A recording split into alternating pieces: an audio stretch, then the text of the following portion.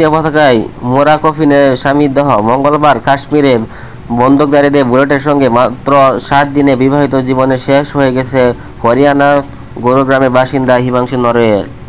মঙ্গলবার থেকে পহেলা গ্রামে বরিশনের স্বামী বিনয় নড়াইলের মৃতদেহের পাশে তার চুপচাপ বসে থাকা ছবি ঘুরে বেরিয়েছে সামাজিক মাধ্যমে। বুধবার সেই তরুণী স্বামীর কফিনের সামনে দাঁড়িয়ে সেলুট দিলেন। এই দিন দিল্লি বিমানবন্দরে স্বামীর কফিনবন্দি দেহের সামনে অজরে কাঁদতে কাঁদতে হিমাংশু বলতে থাকেন, প্রার্থনা করি তোমার আত্মা যেন শান্তি পায়, তুমি আমাদের গর্ব। এরপর তাকে সামলাতে দেখা যায় পরিবারের অন্যদের। কফিনের পাশে দাঁড়িয়ে সেলুট দেন হিমাংশু।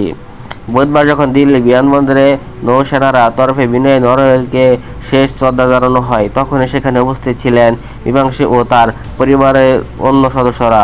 নৌবাহিনী প্রধান এডমিরাল দীনেশকে ত্রিপাঠী লেফটেন্যান্ট বিনয়কে শেষ শ্রদ্ধা জানান। ভারতীয় গণমাধ্যমে তথ্য অনুসারে গত 16 এপ্রিল বিয়ে হয় বিনয় নড়াইল ও হিমাংশীর। বিনয় কেরালার কোচিতে থাকেন, হিমাংশী বাড়ি হরিয়ানার গুরুগ্রামে। 19 এপ্রিল বিয়ে। প্রীতি পূজার পর মধুচন্দ্রিমায় ইউরোপে যাওয়ার পরিকল্পনা বাতিল করে কাশ্মীরে যেতে চান দম্পতি। সবই ঠিক ছিল। মঙ্গলবার বৈশরণ ভ্যালিতে বেলপুরি খাচ্ছিলেন দুজনে, সেই সময় হঠাৎ শুরু হয় হামলা। কিছু বুঝে ওঠার আগেই একে 47 রাইফেল গুলিতে বিদ্ধ হন বিনয়।